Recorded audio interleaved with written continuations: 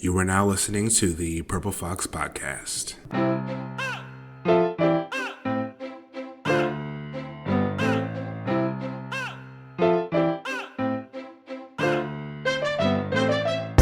Well, you have to keep in mind that UBI was only like one of his policies. When he ran, it's unfortunate because a lot of people said like, oh, he's the one trick pony. And he was actually the only one who had a detailed, specific list of like, I think by the end of it, it was like over 100 policies, specific. Like Right. it wasn't like, oh, healthcare should be better. I don't know. It's like, this is where the money comes from. This is how we pay for it. This is how long. It was very detailed like that. And unfortunately, because UBI was such a like, what did he say kind of policy, that he became the UBI guy. What's going on, everybody? This is Kevin C. Eze, your host of the Purple Fox Podcast. And today we'll be discussing Universal Basic Income, or UBI for short. Today in the foxhole, we have Mr. Elvis Chirinos, welcoming him back, actually. He is a Los Angeles-based filmmaker and activist in the crypto and tech space, as well as a UBI advocate. For those who don't know, Mr. Chirinos was in our very first episode of the Purple Fox Podcast, focusing on crypto. I think we talked about stable coins at that time. We talked about a few things, just the different kinds of crypto that were like worthwhile, and then the ones that were just like dust in the wind. But there's been so much that's gone on since then. But we'll cover that another day.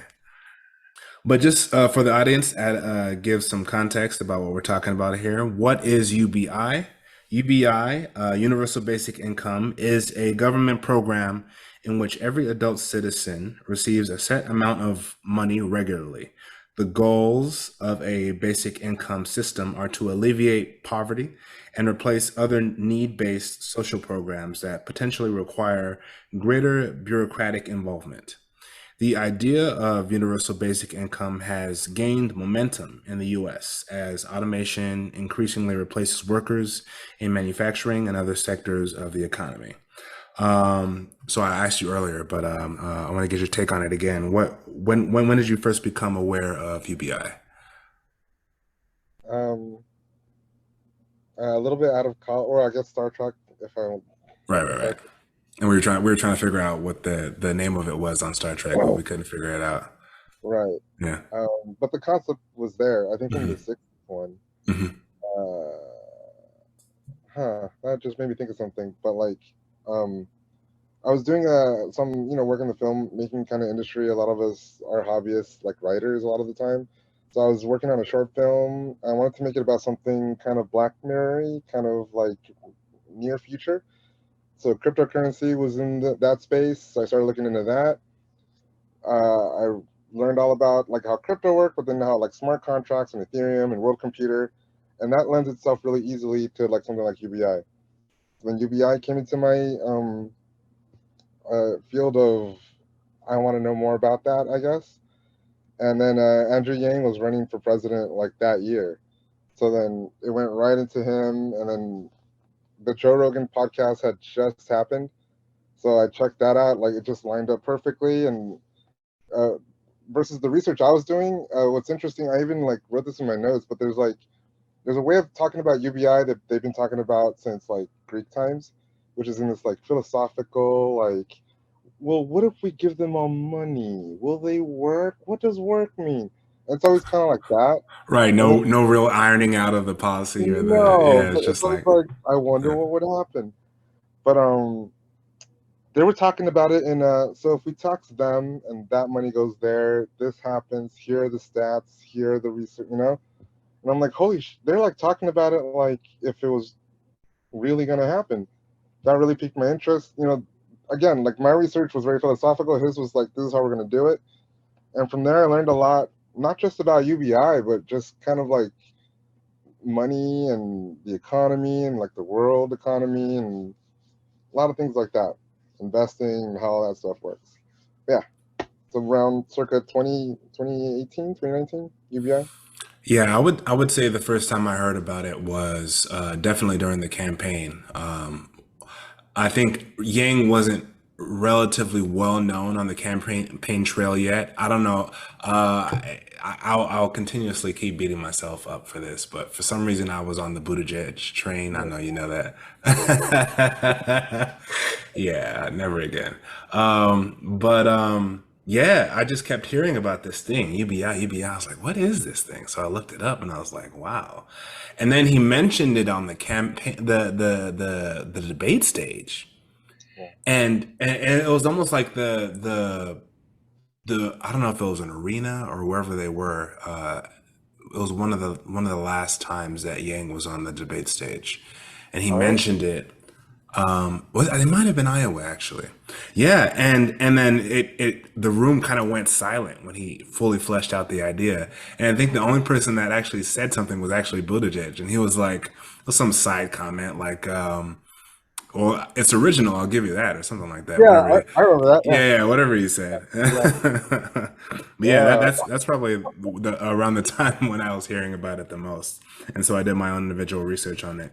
Um, so like we were just discussing, so universal basic income received considerable attention during the first stage of the 2020 presidential campaign after entrepreneur and former Democratic candidate Andrew Yang made the idea a cornerstone of his campaign. Yang's freedom dividend, as he called it, would give every American over the age of 18 $1,000 checks every month. Those enrolled in federal assistance programs could continue to receive those payments or opt for the freedom dividend instead. I thought that was really interesting that you can keep receiving Right. federal assistance, or you can just I'll just freedom dividend it. Yeah. That's an interesting choice. Yeah, it is. Yeah. Uh, oh, go ahead. But no, it's just whenever the time comes, I have a lot to say about that. Um, Going further, universal basic income still faces an uphill battle. Perhaps the most glaring downside is cost. According to the nonprofit tax foundation, Andrew Yang's $1,000 a month freedom dividend for every adult will cost 2.8 trillion each year, minus any offsets from consolidation or other programs. Did you have anything further on that? On how to pay for it. Yeah, or Um, just yeah, the program in general. no, I thought it was genius the way that you would trade out cash like subsidy, or is that what they're called? Social safety subsidies, I guess. So when Andrew Yang was running, a lot of the Bernie Sanders camp was saying that, oh my God, actually Yang is like a Republican capitalist in disguise. They're still saying that right now. Yeah, they are still saying that right now. Actually, God, Twitter. But basically that he would gut all the social safety nets, and all the people that are subsisting on them and relying on them are just effed. And then he's like, oh, and you're gonna trade your dignity for $1,000 or something like that. But it was, you just read it right there. I didn't tell you that or anything. It says it right there. Like, you trade it out or you keep it. You keep whichever one's the most. So, and not just that, one isn't means tested. Like UBI, maybe it's less, but they're not gonna take it from you if you get a job. So you can get 1,000 from the job and 1,000 UBI. Yeah. Well, I mean, a lot of that were just talking was just talking points because I mean, obviously he was encroaching in their lane, so they had to find some kind of way to shut him down Yep. effectively, and so they were kind of skewing his message, because it was kind of ambiguous at a certain time. He wasn't exactly fleshing it out to the point where everyone really fully understood what it was, so there was a lot of wiggle room for them to get in and mess up his message in that way. So Yeah. yeah, yeah, Yeah. It's unfortunate. yeah. It could have ended poverty, man. No, I'm just, I don't know. So, and what's interesting about that, and how everyone talks about the cost, contrast that with what happened next after his eventual run kind of faded off. Um, so Spinning? HR 1319, President Biden's American Rescue Plan, signed on March 11th, 2021, was a $1.9 trillion pandemic relief package. Its benefits included around another Notice I say another round of stimulus payments for every qualified adult in the US. Another being because the previous year, when President Donald J. Trump signed in the first round, which was 1,200, I believe. And this one, the stimulus payments were in the amount of 1,400 for the rescue plan. To be eligible, a single taxpayer had to have an adjusted gross income of $75,000 or below. For married couples filing jointly, that number had to be 150,000 or below. And for heads of household, adjusted gross income needed to be $112,500 or below.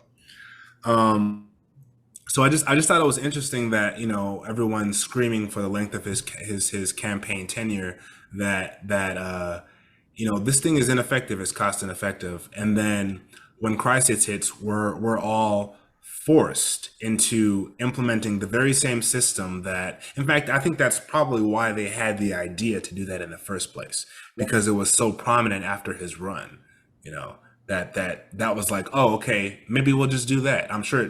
Well, actually, it was Trump had the idea first, because I'm sure he was listening to Yang the whole time, and everyone knew it was popular. Trump retweeted Yang's debate clips. So, but Really? that, yeah. And one of them was Trump was right about something. The media is, I forget what it was. The media is not working or something like that. And Trump retweeted it and he put a bunch of gifs like on. Well, Trump will retweet anything that's in his favor, or Trump was or right. Yeah, share. Trump was right about one Trump thing. is Yeah. very Trump centric. Like, they're not listening, Andrew. I think that's what the tweet said. Right. They're not. Also, bad luck for Andrew Yang. You know, he's like seen as a white supremacist in a lot of circles. Oh yeah, they say all kinds of things. The funny thing is when people don't know how to label somebody, Uh, all the things that are just outlandish come out of the woodwork. Like everyone just is just like clamoring for some way to label him so that he's like pigeonholed in some box. yeah, Um, yeah. but I mean, we'll talk later about him because there are some things going on with the Ford Party that I actually want to get your opinion on. But my next question for you is, um, so we're in the midst of this recession, Mhm. or they're not calling it a recession yet. There's a supply chain crunch. It's getting a little better, but for the most part, we're kind of struggling. Ukraine crisis is hitting the supply of grain. Right. Gas prices soaring. Putin's controlling the narrative in that department. Globalization is looking a little weaker. The globalized market. Right. So in that vein, uh, what would a universal basic income mean to you in your life right now, with all that going on? Oh, honestly, I would fall like there's a lot of areas of improvement, I guess, that UBI lends itself to in society in general. I think the one I would fall into is the small business boom category. I think basically it would be going into funding a small business until the business can take care of itself, and then I'd probably like a lot of people. I actually had this in my notes too. They interviewed a lot of employers asking them what they would do with their extra 1,000 a month. Them being the employers, right? And they said like, oh, easy. It would go to like employee of the month, or it'd go to like I see somebody do something a little extra that day, $200, whatever, and sort of reward people. They wouldn't keep any of it. They would use it to incentivize their employees to get even more of that bag. So Oh, that's very interesting. Oh wow, I need to find some of those clips. That's so that yeah, so they were saying they were going around interviewing people and they were saying that they wouldn't even use it on themselves. Like they wouldn't no, even because my inclination is to like I even I mean with the stimulus checks, what I would do is I would half it and I would invest part of it myself, and then I would give the other half to any charitable organization that I was seeing the most need for at the time. wow, But these people were wow, they were. not even wanting to give any part of it to themselves. They just wanted to share it with the people around them. Exactly. Yeah. That speaks to the nature of what people would do if the government gave them that kind of assistance. Like how would you maximize the use for yourself though, if you were to have that? Maximize use. Hmm. I think honestly, initially it would be towards buying like gear and stuff like that. I work in an industry where the gear changes every 2 years and it's very expensive gear if you want to stay competitive. I feel like my craftsmanship is there. I feel like the gear, like my biggest obstacle is like a $30,000 on fire hoop that I have to jump through to get to the side of like owning my own business, like in this field. So it would probably go towards, upgrading gear, getting gigs, using those gigs, and building it from there. Um, what I really like, what was kind of going through my mind because I was just out of college in 2018 was how like the film, because I come from film school, so the film student world, how much it would change if there could be a mini like film student economy where before it's just like, hey, I know camera, you know audio, I'll go shoot your film if you come audio my film, and you kind of do it like that. However, that's one skill for one skill and it's only so tradable. But if everybody's got that, monthly stimmy or whatever, I'll pay this crew to shoot my film and they're going to pay me to do the thing on their film. And then this economy of kind of a film student art, because it's a team based thing too, to make a film, you get like this network of like, yeah, this little mini film student economy that would, first of all, raise the product, the production value of all these little student films. Second of all, if there are prodigies out there that are limited by networking skills or money, those prodigies are going to come out and they're going to be found, they're going to be successful, and blah blah. And I always thought that'd be like really, really cool. Yeah, But like, that's actually one of the first things I thought of was how UBI would transform the art world. Because it's, I mean, how many people don't make it to that gig or don't paint that last that masterpiece because they're worried about sustenance or just the theater world in general. Sometimes they find a gig that's like outside of their city and they have to drive. They're depending on a very very small stipend to stay afloat while they're during the run of this show. And how crucial would that $1,000 a month be to their craft in general, like you were saying. So yeah, that's one of the first things that popped into my head because I come from that world. So that was that I think it would impact that community the most, in arts, my yeah, opinion. Yeah, yeah. the most. I don't even know. I made a list of like kind of bubbles or areas of society where it would affect it. And Give I me some. think, sure, yeah. So why do it? Feminism, and these are in no particular order, just as I was remembering. Feminism and gender equality. So, there's a lot of situations where a woman might be stuck in a relationship because if she leaves a relationship, the money is in the relationship. So she's scared, so she stays, but she's also being abused. She's very unhappy. And so having her own money there to catch her gives her the power to be able to leave a relationship like that.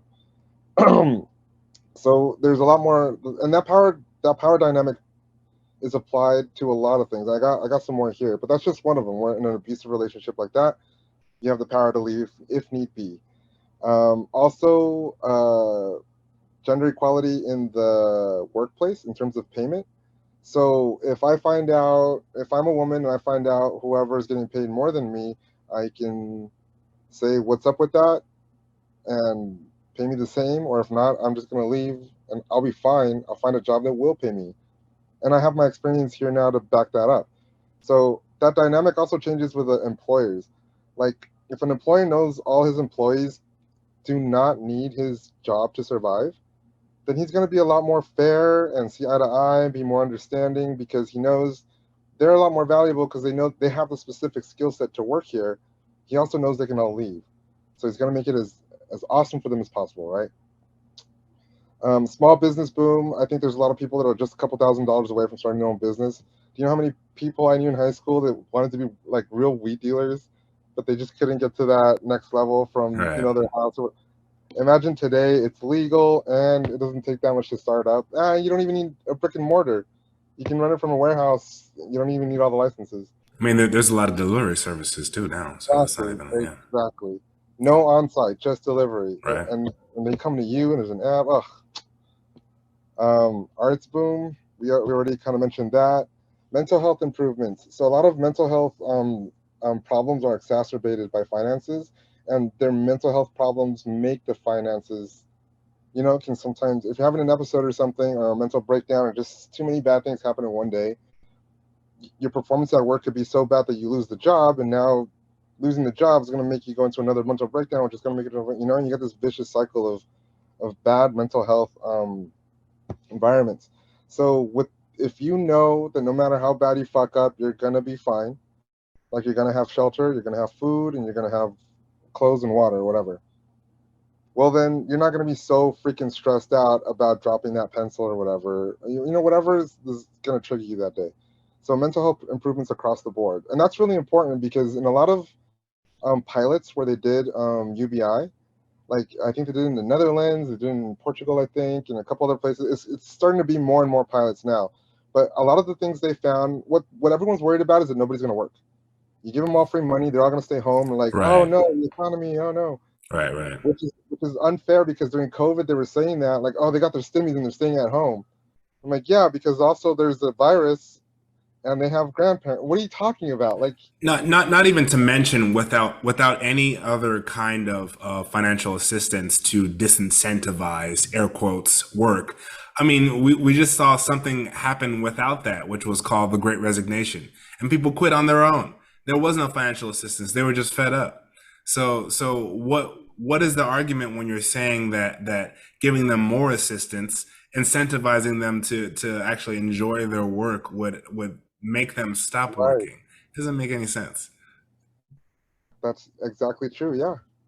Um, so yeah, like they're worried about people know. Yeah. So they in every study that they had, two groups did work less, and those two groups were college students, predominantly male, and recent or expecting mothers. So both groups, it's almost like acceptable, if not, what's it called when you push it on? I don't know. They're two groups that you're fine with them spending more time at home, basically. Right, right, Like right, the right. kids, you're fine with them concentrating on their school, and the mothers, you're fine with them being with their children. So, in a lot of these studies, now here's where it gets real like, in the studies, people didn't work less, which is good, but they also didn't work more than an average that would be, acceptable to consider it more, right? It roughly stayed the same in terms of employment. However, mental health levels were all up across the board. People were happy to be where they are across the board. Families were happier, marriages were happier, students were happier, people were just happier in general, and that goes a long way, in my opinion. I mean, the working more marker. There's not many things that would move the needle on that. I mean, besides the job becoming more enjoyable, I don't see how anything yeah, I don't see how anything would improve someone's desire to work more. That's not, Yeah, and yeah. it's almost like saying like, oh, you mean these handicapped people are still not working? You're like, yeah, that's not going to change. And like these people that are need elderly care aren't working more. I'm like, no, I guess that's not going to change regardless either. So it makes sense that it doesn't change a lot. The people that aren't working are usually because they can't, because we live in a society where if you don't work, you die, right? So it makes sense. But the big takeaway is the mental health improvement across the board. Like if happier family, happier marriage, family unit goes up, marriage rates, success rates go up, marriage goes up, school goes up, as in because teachers spend a lot of their income on their lesson plans and their their teachings. So a lot of their money would, you know, not not not in a way that you can measure, but you definitely know it's going to happen. It's going to flow right back into their classrooms. Incarceration goes down because you don't collect 1,000 when you're in jail. So it's almost basically like paying someone to stay out of jail, right? And they don't have to rely on that second chance like stigma where I'm a con but I changed, give me a shot. No, I don't think so. You got neck tattoos or whatever. That kind of goes away, and now you have the opportunity to survive and find something that will work for you. And the the thing that facilitates that is that it's geographically unrestricted. The money follows you wherever you go, so you're not locked to like this community or this place where this one guy is an asshole and won't hire you.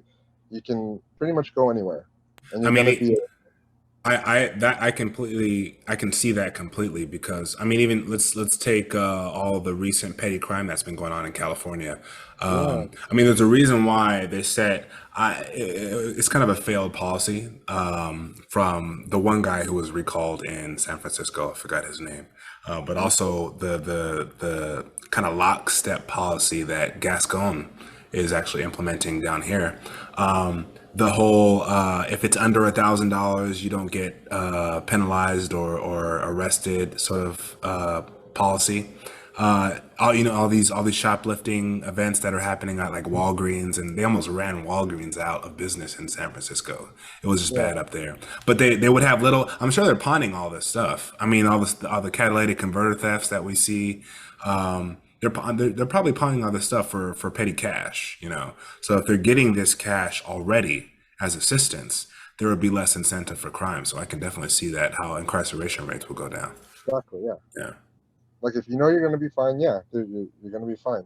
And not just that. I mean, the $1,000 a month. I mean, there's a reason why it's 1,000. I think you mentioned it, right? It's the poverty line. Well, it's Andrew Yang's was 1,000. The poverty line I think is 1,200. I think he did 1,000 for optics. It's just easier to communicate. Um, I think he thought it would be easier to swallow, even though people still came after him for it. You know. Yeah. yeah, Yeah. it was so brutal. That whole campaign made me realize how divided we really are, and we're not even divided left right. We're No, divided them. what that campaign made me realize is how powerful the media is. Oh That's yeah, what like hell yes. I don't think I was fully aware of how much media controls the I mean they are the narrative. They are. And if they're the ones that are getting all the eyes, it's kind of like social media. It's the attention economy. Whatever periodical or article or news organization gets the most views, they control the narrative. Simple as that. Yeah, and it's almost like fashion in the fashion world where you see like the top fashion people. They do a fashion show. They come out with this dress, whatever it just looks a particular way, whatever you imagine, and then people unaffiliated with this big Dior or whatever or Versace brand are like, oh, this is our little version of that dress, and it trickles all the way down to now you see that version of that dress at Kohl's. Same kind of thing happen. Like CNN and MSNBC will say it, and then like, oh well, you know, I don't know, Buzz News or whatever, But BuzzFeed or BuzzFeed or the whatever. Guardian or all Yeah, those, they're yeah, it's like all a trickle parroting. down. Yes, and then suddenly everybody's saying the same thing because everyone's just saying like, oh, they're getting clicks with this. We want some of those clicks. Have you noticed like everybody hates Elon Musk right now? Oh yeah. Have you tried to look up why? Well, there was already Never a small pull, clear. not even small. There was a pull of people who hated him before the whole Twitter debacle, Senator and Kerry. yeah. There's so and you know there was something else that was going on where people were just coming after him. He said, Uh, Bernie, like I thought you died or something like that. yeah, no, there was this instance of the rocket that was supposedly going to be stuck on the moon or something like that, and people just came Oh, after him, and then come to find out like 2 weeks later they printed another article, another piece in that same outlet, and it wasn't even his rocket, it was China's. You yeah. know, so it's like they came after him for no reason. But yeah, it's if you have the money, they're gonna come after you no matter what. So that's just how it is. Well, Yeah. that's been the kind of the left-right divide for a long time. The right thinks liberals control the media, and that's why the media they're so I hate the media, and I feel bad because honestly, I didn't see it until Trump. To be honest, I thought like CNN was like, no, they're like legit. Like everything they say is true. Why would they lie to me? It's in their best interest to not lie to me, right? People would find out. I'm so stupid.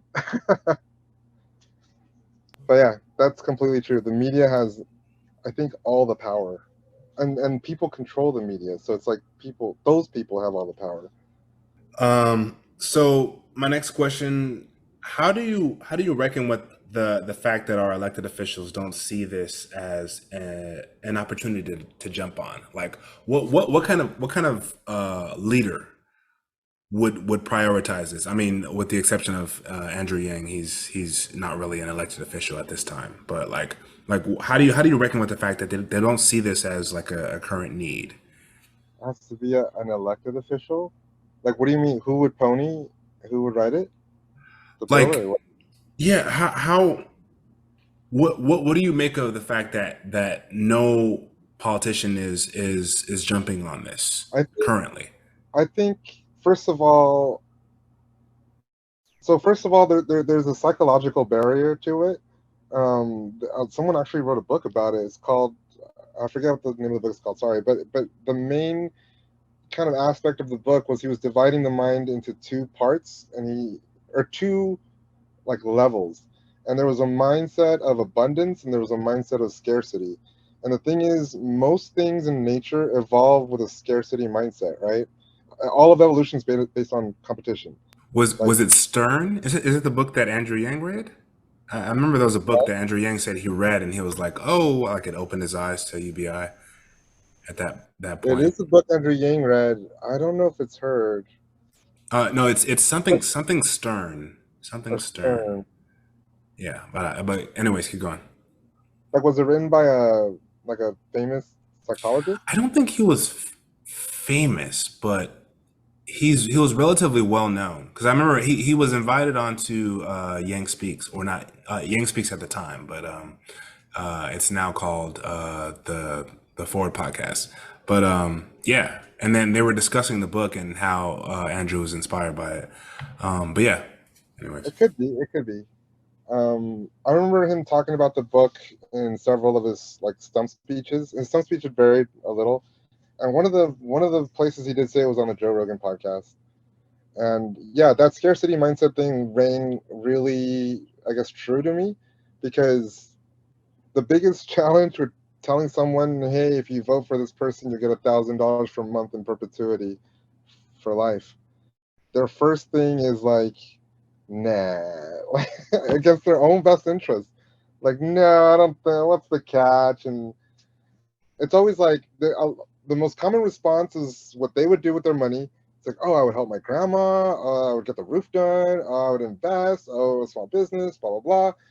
And like, oh, so then why don't you think you would have it? It's like, oh, because I'll be really responsible with my money, but like the next guy over is gonna be lazy. And they all That's point at each interesting. other, Yeah, the lazy one, but they knew they how to won't improve be. their life. Interesting. Huh.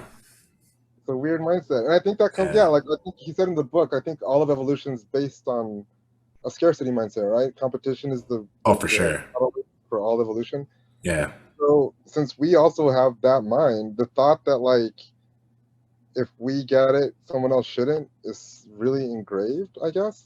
Yeah, I have a lot of friends in the personal development space that drill in on scarcity mindset as a specific focus, just to rid yourself of that in general and shift it to an abundance mindset, where like all things are possible. If we work Moving together. forward, yeah, just ability to receive in general, Yeah, that there isn't. I mean, there's the concept of finite resources is something that's actually true, but I yeah, mean, in terms of how you carry yourself in the world, you can either carry yourself with a scarcity mindset or an abundance mindset, and it right. shows. Your vibration shows for sure. Yeah.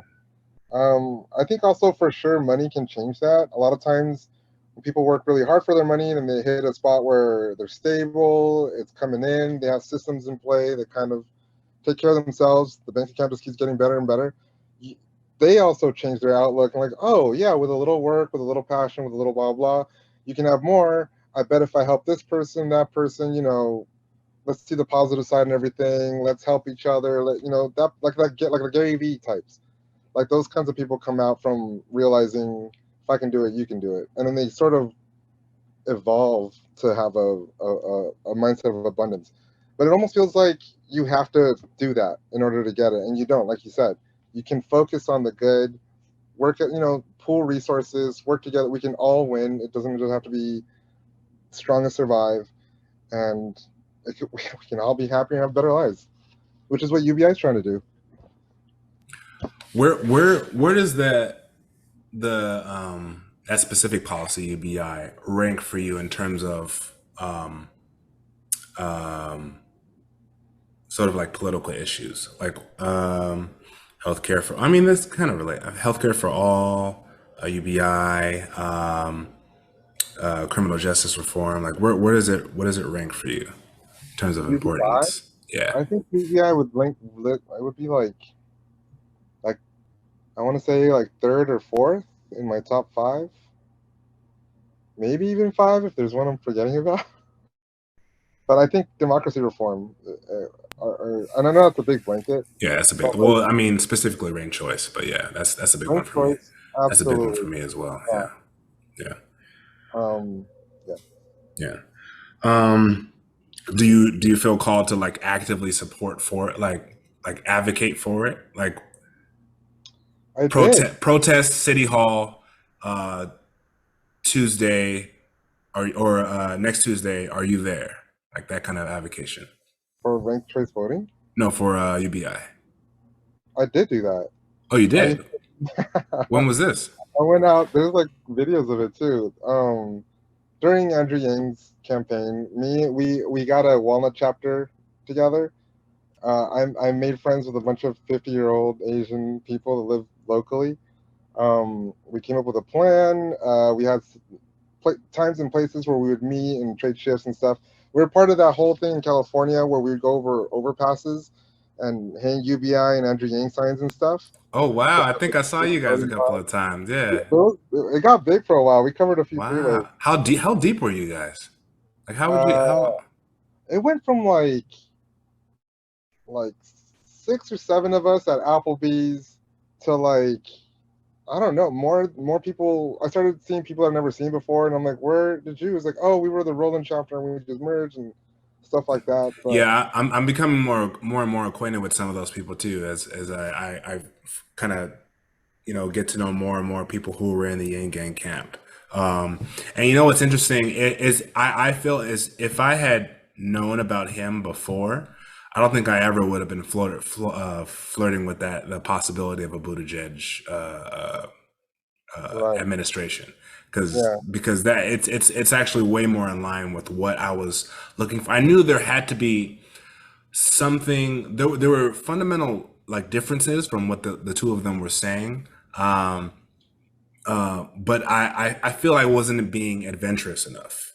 Um, I was mhm, looking for the more choosable route, even though yeah.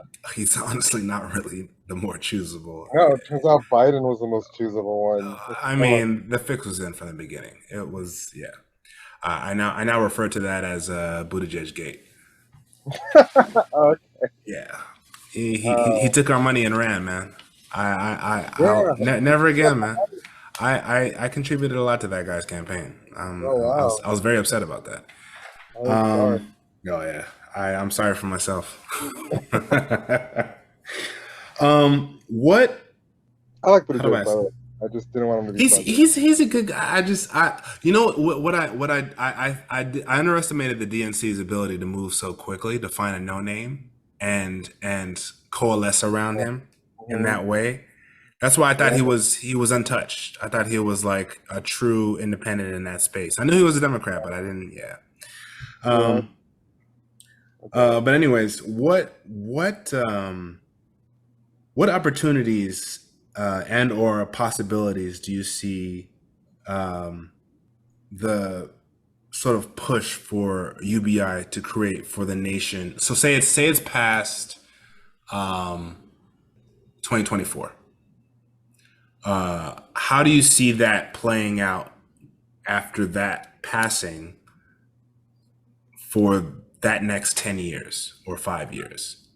I think in 10 years, Atlanta and Detroit and Chicago are going to be like Wakanda 1, 2, and 3. I think Interesting. the economy is going to go all back into itself. It's going to flourish. It's going to do amazing.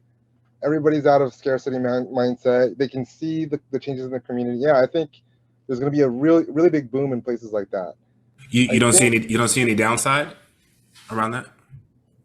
yeah, potentially. I think drug abuse could be a downside, and I think It's definitely a factor. it's definitely a factor. But the thing is, from the studies that I've seen, a lot of drug abuse comes from lack of community and lack of community. Like for example, the reason why a lot of like these like AA places are kind of treated religiously, and then they encourage going to church and stuff like that is because that builds a strong community of people that accept you and like for who you are and you speak the same language and all that good stuff, and it gives you less of an incentive to be a loner and go find no one understands me here, so I'm gonna go over here and feel good with a drug, basically. So I think because uh like kind of because a lot of this is also in my notes. Like one of the things about money is that money is kind of used in general, like just fundamental money, is used as a ledger to keep track of, I guess you could say, like improvement, like innovation, prosperity, things like that. Basically, to steering humanity in the direction that best suits it, assuming humanity knows what's good for itself, which is proving less and less the case. But that's the point of money, to keep everybody incentivized to keep improving humanity. So unfortunately, instead of looking at money like that, like for example, there's something called the speed of money, where if I spend $5 on something that you sold, you use those same $5 for another transaction, that money goes for 10 transactions that day, then it made $50 worth of prosperity or innovation or improvement or whatever, right? Even though it was just the same $5, it was just changing hands, but each transaction made something happen, right? Materialize or whatever. That's the point of money. That's the reason why there's inflation every year. It's to keep that that edge going. Even though until this year, inflation was too low. Now it's kicked into high gear and it's looking terrible. I mean, the interest rate was like near zero, so that's why everyone's like talking about Fed Chair Jay Powell raising the interest rates a few more basis points. But yeah, we were at near zero, and our stock market was through the roof because of it, and yeah. Yeah, But now we're coming back to reality in a sense. Yeah. yeah.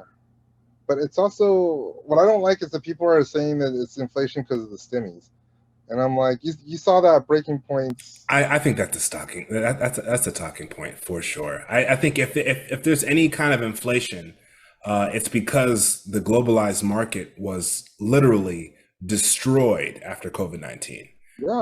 That's we And then saw. more happened. Yeah, the Sorry. price of products were soaring through the roof. We get half of the things that we use are from other countries, So once you disrupt the supply chain, everything's going to be wonky. Like that's Of that's what course. that's what was Yeah. happening. But yeah, that's not yeah, we know why inflation's happening. It sucks that some people just can make a soundbite of it going one way and now it's what it is. But what the The, point I the was thing getting about the to, thing about those things is once they catch steam, even if it's not true, it just spreads like yeah, wildfire. oh my Yeah, god. yeah. Dude, as much as I didn't really like Trump, to be quite honest. But I also I still didn't don't. like it. Like, I don't know.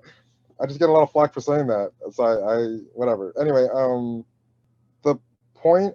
So unfortunately, money. So the point of money is to keep the nation productive, right? Unfortunately, in a lot of cultures, especially in minority cultures, money is your worth. So how much money you have is how much you are worth to society. And if you don't have a lot of money, you're not worth a lot, right? Which unfortunately stigmatizes them. And you get like that radicalized kind of psychology where like, well, if I am that, then I am that as fuck. And then, you kind and of then and then they yeah, adopt that kind of like defeatist attitude. Yeah, yeah. that's true. Yeah, they think that they think the game is so rigged and they're so far behind that they'd rather toss the table over than continue to comply. So in that sense, if everybody has that baseline where they know they're going to be good, they know they can try new things, they know they can start businesses and fail without worry that they just threw away their life and generations after them's lives. So with that kind of security, yeah, I think small business is going to boom. Yes, even in cities like that. I think it's going to be an explosion. We had explosions of companies over COVID here. For example, we were talking about weed delivery companies. You ever heard of Hyperwolf? They have an app and everything. You go on the app, you order it, it comes to your house. They have their own brand now. They Okay. work with other batteries. They're great. And I Hmm. saw them go from like oh, I can see them delivering from a house nearby to like, oh shoot, they upgraded the app and I see that they're coming from somewhere else and now they have a network of drivers and now they have they're starting to incorporate things that like Uber would do or like Amazon would do. And I'm like, dude, this is from in 2004, this is a drug dealer. And in Right. It's 2022, that slow roll up of man. progress. Right. But Right. he's going in like an Amazon, like a Bezos. Yeah. I mean, yeah. When you have the assistance you need, yeah. Yeah, I Yeah. mean, he's investing correctly. He's not blowing his money. Every time I order from them, some else is new. Some else is like more advanced or cooler or better. I remember even for a long time, just the graphics on their website were like, oh my god, this is embarrassing. And then lately, it got all Apple-fied. It's all slick and smooth. Amplified. Apple. Someone coined that word. I, yeah, I think all you need is like that little monetary push, and then there could be a lot of things like this. I don't know. I'm a big. I guess I came to terms that I'm a capitalist. I think capitalism is a game, right? And For sure. For we sure. can we can we can. And I'm a big gamer, so it just makes sense to me, I guess, in that sense. But we're in charge of the rules, right? Normally, when you play a video game, somebody else is in charge of the rules, and you cannot change or vary from them at all, right? In real life, capitalism is controlled by people and they can be incentivized or corrupted into making the rules benefit some and disenfranchise others. So I think that's the problem with capitalism, corruption and bad, greedy people, basically. But I also think the game can be optimized so that everybody wins, right? Everybody has a good time. And in that sense, I guess I discovered, yeah, I'm kind of a capitalist. I just think it's incentivized poorly right now. Very much so. Very much so. That's actually interesting segue to my next question. I know we're not really talking about him specifically, but I mean, he is kind of the de facto face of it. He's shepherded it for quite a while. Um, but I wanted to ask you, what's your take on how Andrew Yang is doing currently right now? There's a lot of talk around how he may be somewhat selling out the formation or the new pairings or coalitions he's formed with these two new groups. One was this one group that had a collection of both independents, ex Democrats, Republicans, and a large portion of independents, and one former Republican that he just teamed up with. And then they've kind of like revamped the party to a certain degree. But what's your take on what's going on with the Ford Party at the moment? I did see that there was like a big announcement this week. I did learn about those two groups.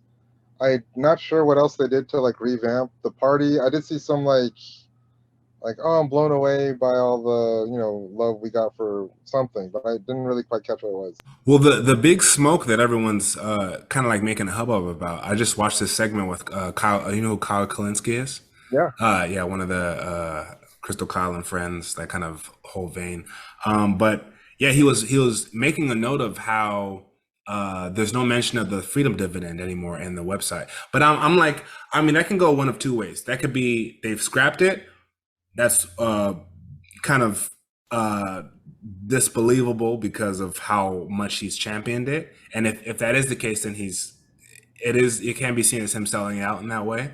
But at the same time, it could be also that he's talked about it so much that it's like there's no real reason to have it there anymore. So they're highlighting the things that they want to shepherd now as like the party platform Mm. because it's like already assumed that he's going after UBI. But I'm not sure. I look forward to seeing what's going to happen with that.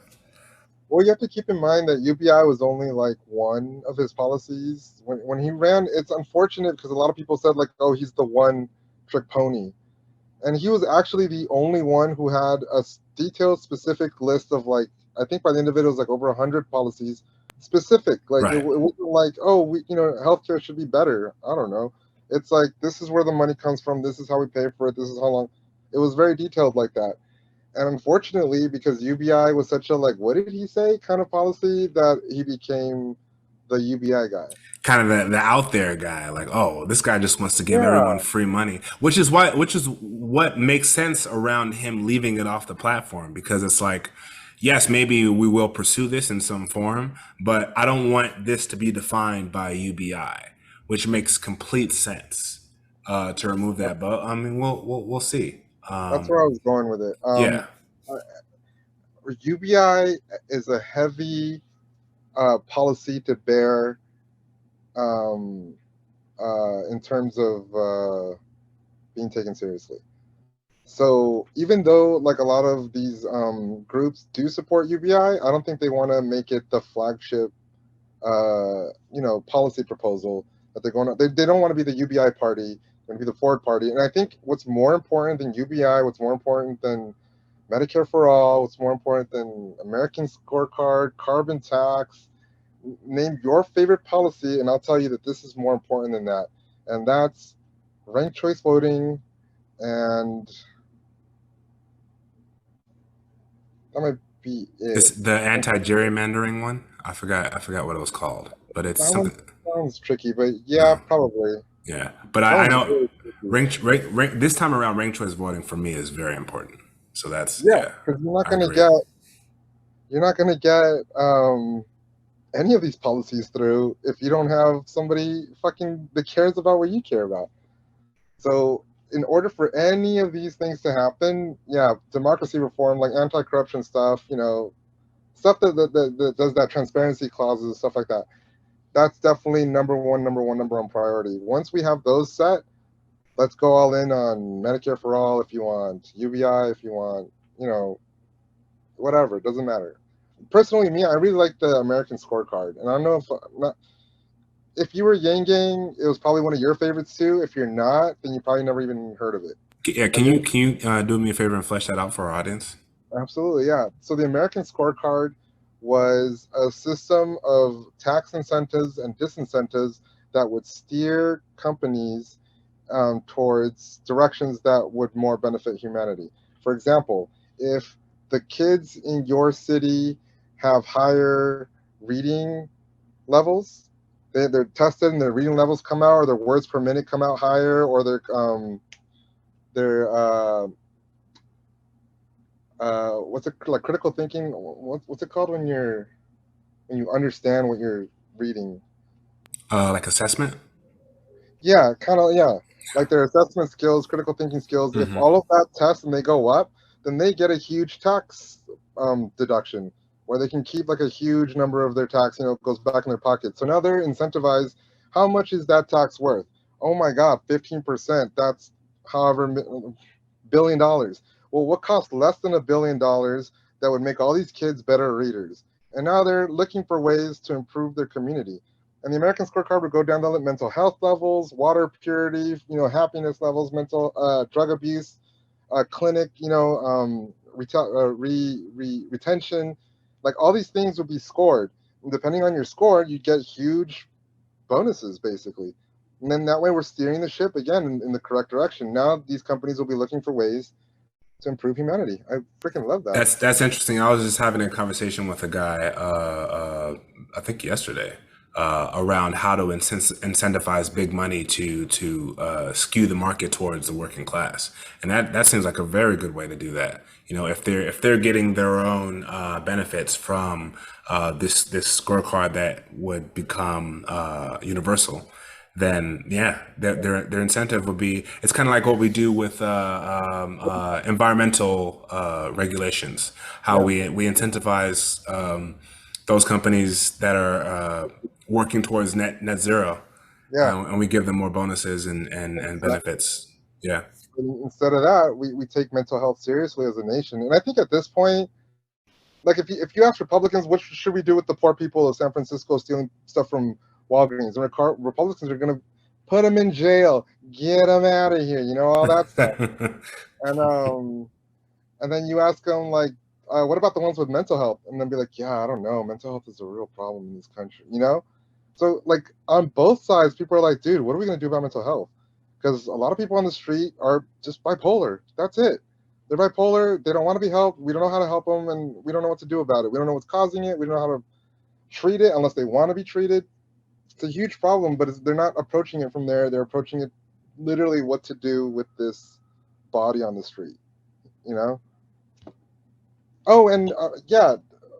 Um, in terms of democracy reform, democracy dollars. Have you ever heard of that? That sounds somewhat familiar, but can you explain for me? Democracy dollars. This is going to be really on brand for Andrew Yang. So we give people free money, right? No, I'm just kidding. But this has already been employed in several cities, though, and it's worked tremendously. So right now, when Trump got elected, something like 60% of the population didn't vote at all. We have like a turnout problem. Oh Um, yeah, yeah. Our electorate is very small compared to the actual population. Yeah. yeah, yeah, and not just that, the population doesn't show up. So basically, people showing up are the people who have vested interests, and the people who have vested interests are usually financial. So it turns into this money game instead of this people game, which it's unfortunate because we have more people than money. So in a way, but democracy dollars is basically you. I think they're doing this in Washington. You give somebody in the mail a stipend with a barcode. The barcode is worth, let's just say, $500.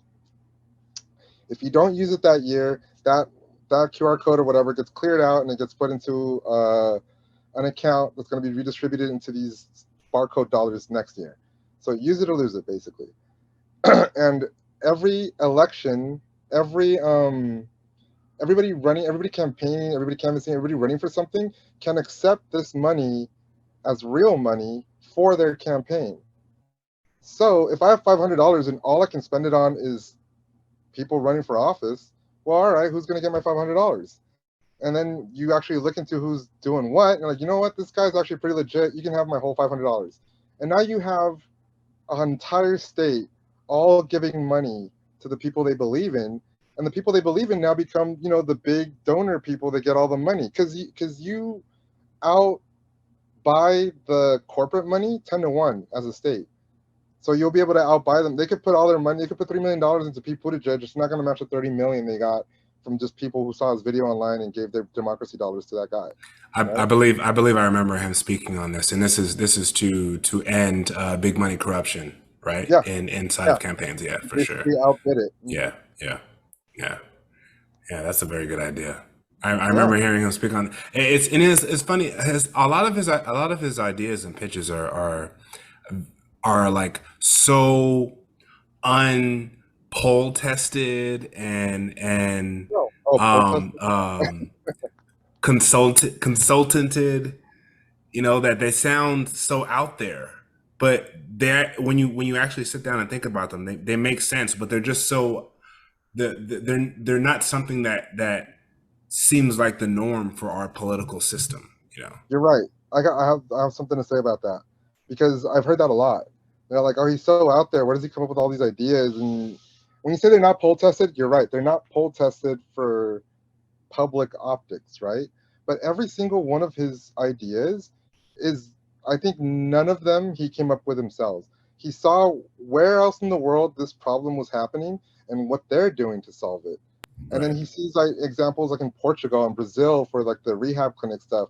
He saw Alaska, and he saw, a couple other pilots for the UBI thing, for democracy dollars. Like I said, I think Washington State is doing it, and one other city I think in California actually got. Now they're doing it too, and it's starting to grow. Ranked choice voting passed in New York in 2019, I think, or 2020, maybe earlier that year. It passed in several other places too, and I think it's passed somewhere here, right? I think it's Stockton, maybe. But ranked choice is catching on, and Alexandria Cortez got behind it, and a bunch of people are rallying behind it, so it's catching on. And I yeah, think it was Nevada. I think they did it in Nevada. Was it Nevada or Arizona? I don't know. It's somewhere along the 10.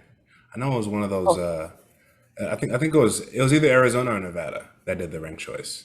it was, yeah, it For was. this last election season actually. Yeah, I remember Oh, that makes yeah. sense. Yeah. The thing is, like now I'm just working so much. Like, when Andrew Yang was running, it was COVID, so I was able to like keep on top of it and everything. Blah blah. I think now that I've been working a lot, sometimes I'll catch like the headline of something like that, like, oh, ranked choice voting passed somewhere, and I'm like, oh, it's growing. That's kind of the only memory I have. It's like, it's growing. That's good. I'll see where it's at in a year. But yeah, no, ranked choice voting and democracy dollars. I think if you pass those two, and maybe like term limits for fucking Supreme Court, maybe, I don't know. All right, so do you have any closing thoughts? Um, oh yeah, how to pay for it. So that's the big thing, right? You tell anybody $1,000 a month, the first thing they're gonna be like, how, right? And unfortunately, at first, like you were saying during COVID when the stimmies got proposed, um, people were like, "See, Andrew Yang was right. We needed it." Blah blah. And it looked really good for Andrew Yang. And then now, with inflation happening and people just sort of blaming the stimmies, now it's looking really bad, unfortunately. But one thing that why I wouldn't, and this is probably going to say like in this podcast or whatever, but why I wouldn't compare those stimmies to real UBI is real UBI, you cannot print money. Cannot print money. Otherwise, it doesn't work. That's not UBI. That's real, actual free money, right?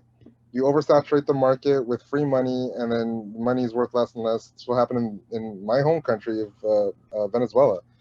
So for the stimmies, they printed something like $4 trillion or something like that. I know, a lot of it went to Wall Street and Well, banks.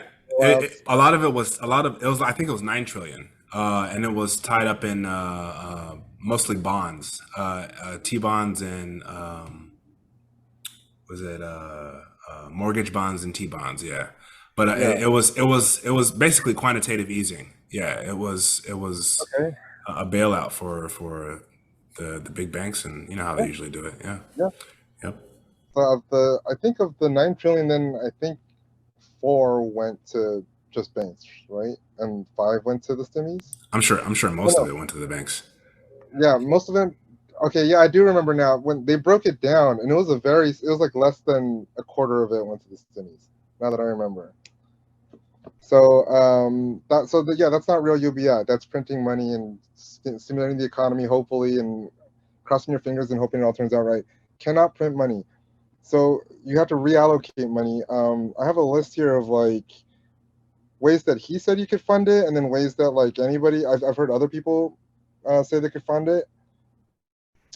And so UBI again is this philosophical thing that you just talk about in a vacuum until you bring up automation.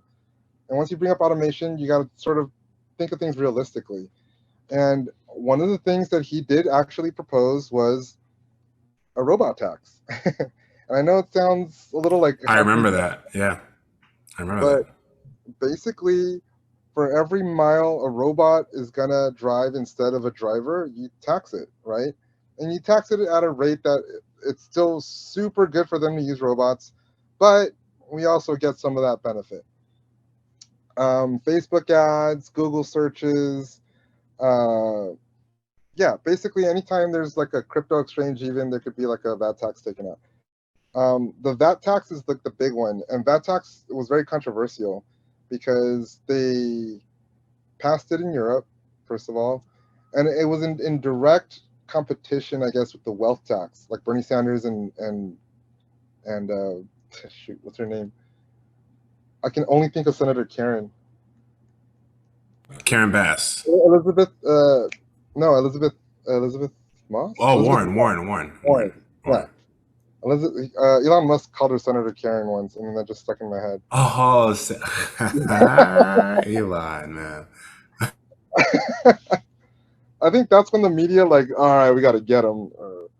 But I'm sure it was a few things. Elon knows how to make people upset. yeah, he does. Making up that hard. The day he tweeted like, you know what, I'm gonna be Republican because Democrats are too mean.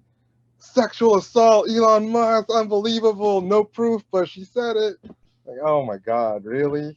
The day after? Okay.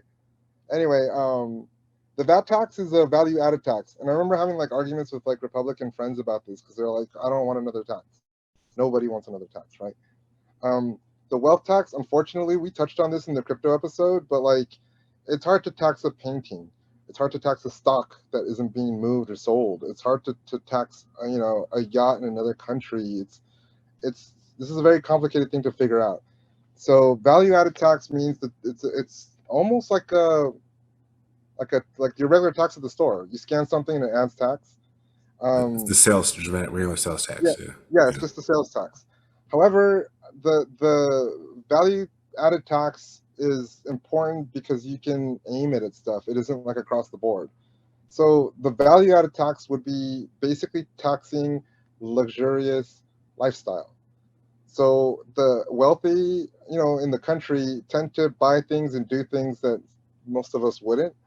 So there's a tax like if you buy a yacht or a G6 or a stadium or a football team or designer clothes or designer cars, blah, blah. Basically, this tax would be added to anything that is just luxury. Unfortunately, for teenagers, it would be added to something like video games. However, if you're over 18, you should be making $1,000 a month from UBI. You can easily afford your Xbox and continue to get the $1,000 the month after. So I always felt like, even though it might affect some of your everyday yums, combined with UBI, your buying power still favors you like 99%, even though you're spending a little extra on stuff like video games. So the value added tax is really important if you combine it with UBI. They did value added tax in Europe. It's still there. The wealth tax didn't make it because, again, too difficult to enforce. The value tax stayed, but again, people just see it like more tax. So it's not as seen as like yay tax kind of thing over there. Right. Combine it with UBI though, it should be like really good. And military industrial complex again, like if you funnel any money, like he was making the case against security, like in nowadays. So the military, their big argument is like, well, we're keeping us safe from terrorist threats and blah blah blah. And like that's true. That's really important. I can see what terrorist does from another country to another country. It looks horrible. Thank you, U.S. military. Yay. However, a Tomahawk missile's like $1 billion or something like that. You buy the dozen, it's going to be like 12 something $billion. Are 12 Tomahawk missiles going to make us safer? Probably not.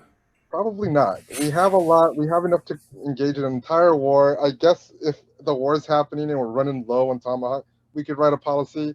But right now, we're buying missiles like we're running out. We're buying planes like we're running out. We're giving gear to people that are like, work at a zoo. Wasting semiconductors, by the way, to Yes, manufacture those Tomahawk missiles. In absolutely. case anyone didn't know, those require semiconductors as well. That's actually my next point. If there were to be a war today, and it kind of happens this way, it kind of is happening this way, it would be a cyber war. Like not boots on the ground, not jets in the air. It would be cybersecurity, infiltrations and I stuff like agree. that. I agree. So that costs way less to enforce and make secure and blah blah. And the money that we save from stuff like more Tomahawk missiles could go to something like funding UBI. And then, of course, I said this in the beginning of it, so I'll close with it, cutting the social safety nets. So that was the big, like, Bernie, Warren, everybody else. Andrew Yang's UBI is just going to make old people die and not get their welfare check or whatever, which is so unfortunate because he's always said it was opt-in. You decide if you want that money. If you don't want it because you're getting something else that's better, and you lose it if you keep your better thing. It's whatever, but it can't be both because it just makes it too expensive, right? So one or the other. However, I will say this: even like we said earlier, even if one might be a little bit more, but it's means tested, you might want to go for the 1,000 and get a job. Like, it could even be a job that you like because the 1,000 will be there no matter what, right? And now if you have both, you do better. The money you save from people opting out of that cash and into UBI also diminishes the price by something like 1/3, if I remember correctly. So it's a huge savings you get from people opting into UBI instead. That's it. The last thing I want to talk about is how to pay for this thing. That was a good summary. Man, thank you for coming on. Are there any like projects or anything that you have that you want to shout out real quick before we wrap this up? Projects? No. I have a TikTok. Funny. No shameless plugs. That's it. I just like chatting on podcasts. I love shameless plugs. Well, thank you once again, Elvis, for coming on. It's always a good time. We have wonderful conversations in the foxhole.